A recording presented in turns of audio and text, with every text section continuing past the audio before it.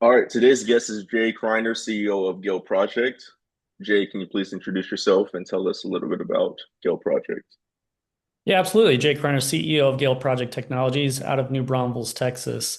We are pioneering the first remote monitoring, early alert, and drone dock system designed for public safety that ties directly into current infrastructure and hide away from the risk. And this will provide 75% faster response times and active monitoring for public safety. Got you, got you. How does Gale define its role in the future of aviation infrastructure, airports, FBOs, and unmanned air systems? Yeah, so we're kind of on the forefront of unmanned systems and regulatory compliance. We're thinking ahead of time, right? Where robotics can operate within the airspace intelligently without the need of human operation. So that still has to be sculpted through the regulations with the FAA. But more so, what we're looking at is airport securities when it comes down to drones within that space. Obviously, we don't want collisions, we don't want safety hazards. And our system, since it does tie into infrastructure, provide security as well to airports through its own internal drone radar. And it's also a monitoring system with camera and sensors. Got you.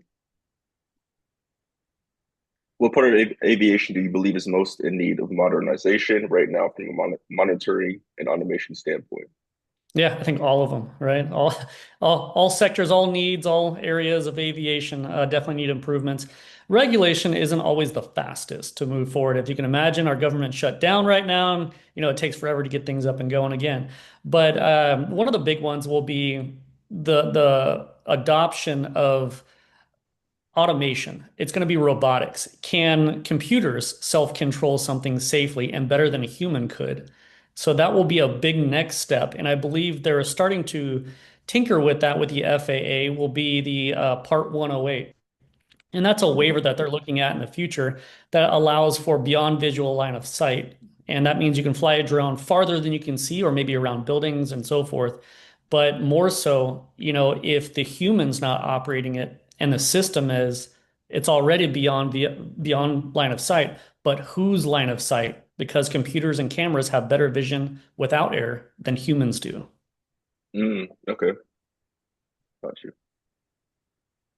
Your drone docking autonomous deployment solutions look like they could integrate with airport operations. What aviation use cases are you targeting today? It's going to be a perimeter security. They'll be the first one. It's got an integrated camera system for AI to be utilized through it, so you can see motion, track vehicles, asset management, even license plate reading. But more so, if it has a drone radar or it has a drone on top of it for rapid deployment, because it's modular, you don't have to have each section. Let's just say an airport can say, I want only the bottom half that has a camera and the sensors. And another airport says, I want the whole stack of all the features that you offer. With the perimeter security, it allows them to cut back on how many old systems that they're currently using Hmm. by replacing it with modern new cameras. But in addition to that, it's like, okay, we have our old camera, and then we have a sensor, and then we have this other camera, then we have a radar. All of these are on top of one pole. We're integrating all of that into one single system solution. Awesome. That sounds fantastic. As drones increasingly share airspace with the traditional aircraft, how does Yale approach safety, compliance, and situational awareness? Yeah, so drone radars are going to be a big one. There was a law that was passed for commercial drones readily available to the public have to be registered with the FAA. So it sends out a signal of where the operator is and the drone. Hmm. That doesn't help too much when they're homemade drones, but on the same aspect for airport security, if we're able to say, here is, the regulated airspace that you cannot go into, it's restricted airspace. If a drone and the software knows it can't go in there, then it just kind of stops at that wall of here's our boundary, don't fly further. But more so, if you can say if you're within a certain area of an airport, your systems and automatically could, sense don't fly above X amount of feet. So let's just call it 100 AGL, above ground limits. Or if it's going to say don't fly within this proximity or don't fly at all because you're so close. Those are going to be things that technology is going to start to progress on. But like with our systems, we'll know already if we're going to be deploying a drone, don't go over X amount of feet high, because then you're going to be Hmm. within oncoming traffic or deploying traffic, so forth. And on top of that, you don't really need to be up that high. I mean, 100 feet's pretty high. You can you could get a good and a great view of what's going on below it. But I Yeah, think it's just going to be along the radar systems of knowing what's around. got you. Got you. Where can Gale sensing and early alert capabilities reduce risk in real aviation environments, runways, hangars, fuel farms, perimeter security? Yeah, so that's a good one. One of the things that I could definitely see being a use case is just knowledge of what's around, right? Mm, That the more we know, the safer the environment's going to be. That means, yes, is there a drone flying nearby? Or is there another type of asset that the radar could pick up as well? Aerospace safety is a huge thing, and there's paths for all of this. And every airport's built a little differently based off of the aircraft that it's deploying off its runway. Some of them have low flying aircraft at low speed. Their mm, approach is a lot lower and a lot slower versus a commercial airline where it's coming in, at a hot ticket, landing fast and taking off rapidly. So each one's going to be a little different by identifying what is around, and the radar systems are going to have to accommodate that too. What are we looking for? I was speaking with folks from the drone radar industry and the ones okay. that do bird migration and bird radar systems. That's an important thing to know. Both are Mm, different. One's electronic, one's organic. So how do we identify these things? And those are the new technologies that are coming out right now. But what we're trying to do with our open source modularity is allowing these third-party companies with their innovations to integrate into our systems as another line item that we can offer that they can tie directly into as well. got you. Got you. How do you see Gale contributing to UAM and eVTOL infrastructure as those ecosystems scale? Yeah, you're going to still need the monitoring aspect of all things. They're all going to have their own type of securities, and I definitely will lean on that first for the Gale system. Mm, Although we're able to do a lot of features out of it, when you're having anything deployed, take off, land, you've got to have the safety parameter of that, and being able to map that, and then also remotely, without the eyes and the ears on the ground watching these things 24/7 automation is going to be more of a thing that's going to occur. And I think, again, we're still years behind some other countries right now on that technology, but we're creating something different out of American aviation as well. what are the biggest obstacles preventing airports from adopting autonomous support systems faster? Cost and regulation, 100%. So one would be the cost. Not all the airports have a budget. And if they're funded by private or municipal, what type of budget were they looking for if the innovation didn't exist yet? So Mm, saying, hey, we just created this one system. And they're like, well, we have a budget for cameras and we have a budget for radars and we have a, but yeah, well, we're combining all of that into one thing. And it's going to be up to them to kind of navigate how that funding is going to work and identify that they're going to have a need for it as well.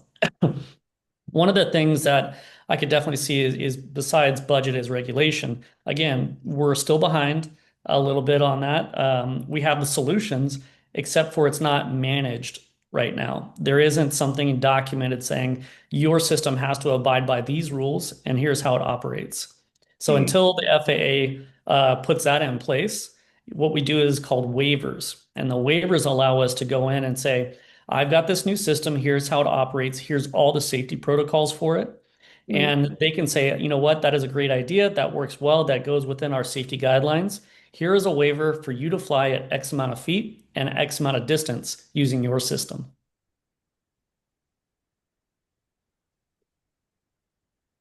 Your tech has obvious defense applications, border protection, critical infrastructure. What do commercial aviation stakeholders find most compelling about Gale's approach? One is going to be active monitoring in all situations. We'll take the two scenarios, border protection. Having not 20 different systems, but one system would be a better option, I think, by a cost standpoint and just functionality. Hmm. The other aspect is infrastructure. I've been speaking with some folks that want to do line inspection, and that's everything from the community power lines or rural communities to the big power plants. If they can deploy a drone remotely and that can do line inspection, or even the pole inspection, they can identify what the issues are with, a lot faster than deploying one person to go out individually and see Hmm. what the issue is and not be able to identify it. But today's drones, again, the technology is ever advancing. They can say, here's a hot spot. There's thermal, systems. It can identify, if there's bird nesting or if the pole's leaning. There's a whole lot of features just the drone can do. But taking out the aspect of a person having to physically go and fly the drone was a big win on all parts for the infrastructure side of it. Got you. Autonomous systems must meet strict aviation standards. How are you navigating compliance as you scale into aviation regulated environments? That one we lean really heavy on our strategic advisor. We have one of the senior staff, former senior staff of the FAA, and he directly not only helped write some of the waivers and programs out there, but he's come, from 30 years of aviation. The guy's an expert. Hmm. And more so, we all of us here, we all have a little aspect of it. I started drones in 2016 when you could buy them off the shelf, and it was a Yeah, lot less expensive than today's drones. yeah. But back then we saw the need for inspection and first responder and all of that. It just wasn't developed quite there. We all knew we could do it. It's just now we're catching up to like, hey, that's a really good idea and a cheap way of getting there faster. Hmm. So being able to navigate the FAA is one. I wouldn't call it political, but you still have to make these things and strides and lobby for it. And the other aspect is just ever-growing technology. What we apply for with the FAA and say, here's what we're coming out with, next year is going to be completely different.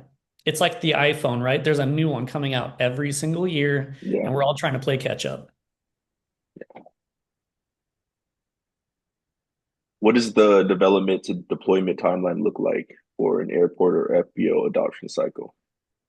Yeah, so I think for us, we could put in our own utility pole, which would take twice as long as using one that's currently there. Okay. If you put it like this, if we were going to go and install one, if they have a current utility pole that's going to be compatible for our system to go on top of, we're looking at a 2-day max. I mean, it's one Hmm. day to put it on there, the second day to do systems testing. If you have to install a new utility pole because you want it at a different area, honestly, I've seen these poles get put in within a couple of hours. It's just getting the logistics to put that together. So I think within a matter of days, everybody could have a system up and running. And with our partners through the subcontracting that do electrical work, and I think that's going to be a really big aspect in fluxing the economy too for local businesses, is having these partners that can go out there that are trained to put the Gale system in efficiently and be able to maintenance it as well. So, all right. Are you exploring partnerships with aircraft OEMs, AAM companies, or airport authorities to integrate directly into the next generation of airspace infrastructure? And a short answer, yes, I'll take them all. Right. At the end of the day, we want strategic partners. One thing we didn't do right off the bat was we're not going to do the drone because Hmm. drones are like a cell phone. And there's like 50 drone companies out there. They're all creating the next best. And there's so much great technology in it. We don't need to reinvent that. What I want is an agnostic system that we can utilize the airport's decision of a drone, whatever the features they want, that can integrate into our system seamlessly. So we are always hunting for strategic partners to make it something easy for the end user and client to be like, I like that in that system. Let's buy it. What key milestones should we watch for this year that signal Gale's expansion deeper into the aviation ecosystem? Man, it comes out of nowhere for us. So we just got Hmm. another strategic partnership with manufacturing doing 3D printing, and we're in line with another call this Friday for a drone radar system partnership. So Okay. again, it's every week we're striving forward, and I quietly announce these things here and there. But the big prototype for us, we have multiple prototypes, different sizes and scales and features, but our big scaled one that goes on utility poles, we're going to be assembling later this week. So maybe in about another week, once we pretty it up a little bit, we'll start to, show the public, hey, look what we made. And by mid-November, it's like a, hey, everybody, here we come. To wrap it up, when you imagine the smart airport of 2035, how is Gale powering that vision behind the scenes? Fully autonomous and robotic, 100%. Everything from incident management, traffic management, airport security. I think it's going to encompass a lot more eyes and perspective into the airport ecosystem in general. I think the drone doesn't have to deploy and fly around 24/7. I think we have these hubs everywhere for these incidences, and they all have their own job. But it's the Hmm. smart system that's going to be able to sit there and be like, I'm watching this aircraft taxi this area. I'm watching this cargo over here, and it's actively monitoring asset management. It's like air traffic control, but for the entire operation of the airport. That's where I see that going. Sweet. Well, those are all the questions I have for you. This Are you was sure you don't have any hard ones? okay. You want some more? You want some more? No, Okay. no, man, no. That was a fantastic podcast. I'm gonna go ahead and end the recording. Thank you all for watching. This is Jay Kriner with Gale Project.